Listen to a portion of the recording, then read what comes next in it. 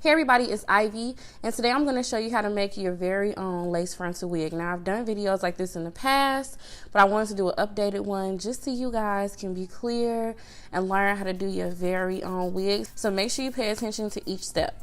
So the first thing you're going to need is a mannequin head, and I use the size 21. I'm just showing you the two different sizes. This right here is a 22, so that's very important when making your own wig. You need to make sure you have the exact measurement of your head so your wig can fit properly. So for my head size, I like a 21, and you're also going to need some wig clips. These are the wig T-clips, and you're also going to need a dome cap. Now I like to use the Japanese swim caps because they're mesh, they're breathable, and these are honestly more comfortable on my head. I love these caps. So the first thing you want to do is go ahead and put your cap on your mannequin head. So whenever you're making your wig, you want to use some high quality hair, and the hair I'm using today is the Dsoar hair, and this is their curly hair. I believe this is the Peruvian curly, and it's kind of like a deep curl.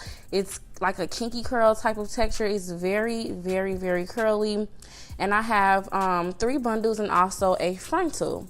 So the hair looks very, very nice. I'm very impressed with the frontal. Dsoar hair is definitely one of my favorite affordable hair companies. You guys know I said I was going to be reviewing multiple textures from them. Right now I'm showing you the placement of the lace frontal, and this is a very important part to making your wig. Now, as you guys can see, I'm moving it back and forth just to let you know that this can control how big or small your unit is. So you want to make sure your lace comes like a little bit over the cap, and if your head is larger, a lot of bit over the cap. So the next step, you want to go ahead and T-pin down the edge of your lace frontal and use that little piece of material as a guideline. You want to match that up on each side of your cap with the edge of that material. Okay, make sure you do this step. This is very, very important, and make sure you do it on each side. Make sure it's even on your wig cap. And now you want to go ahead and flip everything forward, and now you can, you know, pull your frontal back, and this is going to ensure that your wig fits nice and snug and there's no gaps and lumps and all of that stuff. And then I'm going to go ahead and put a pin right there as well. Okay, so the next thing you want to do is go ahead and braid this hair out of the way, and I just do a little French braid straight across. Doing this helps allow me to see what I'm doing better. I don't like, you know, the hair all over the place. So yeah, go ahead and get that hair out of the way. Really easy, simple step.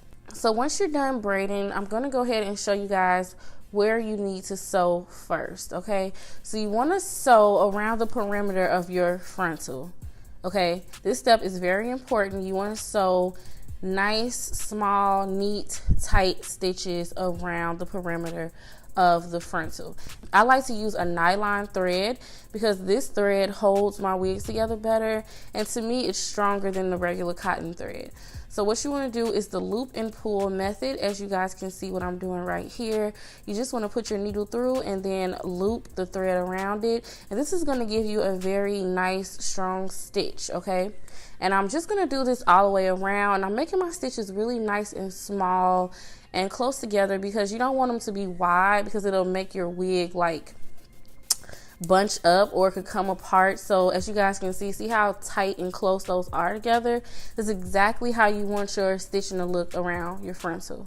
So this is the end result, and now I'm going to show you guys exactly how I do my tracks. Now you want to just do your tracks going straight across, and just basically use your cap as a guideline. I'm going to show you guys this one track, and I'm sewing that along the bottom of my wig cap. And make sure you do your stitches the same exact way because you want your wig to last. You want a long lasting wig. This is how you're supposed to lay your tracks.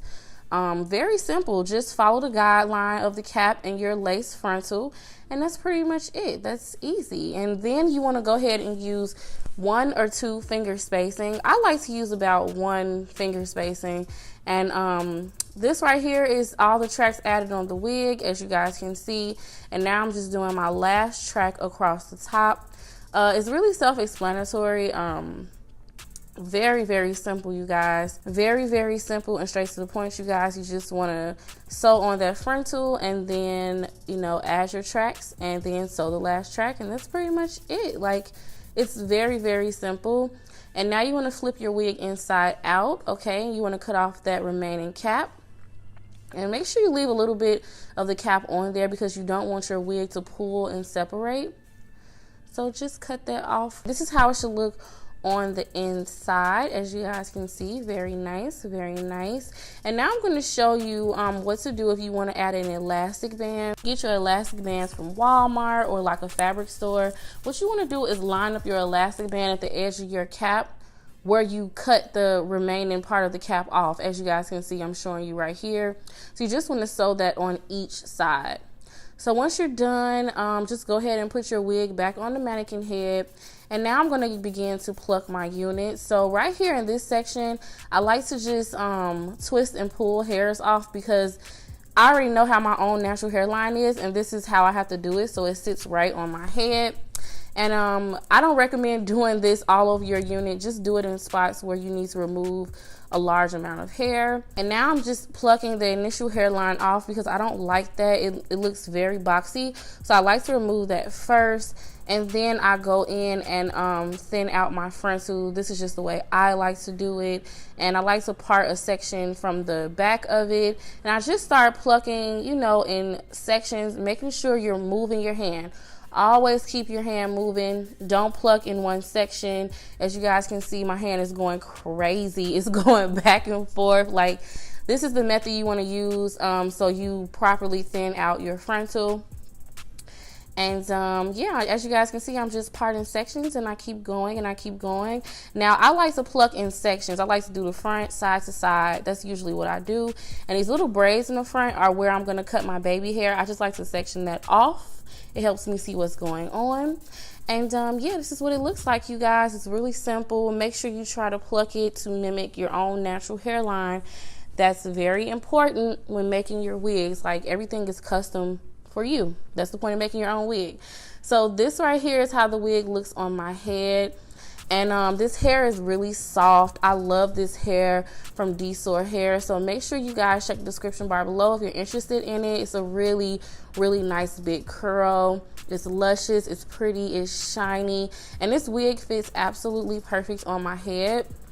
Again, you guys, Dsoar hair is having a crazy Black Friday sale, so make sure you guys check them out. Oh my God, I love this hair so much. Thanks so much for watching, you guys, and I will talk to you next time.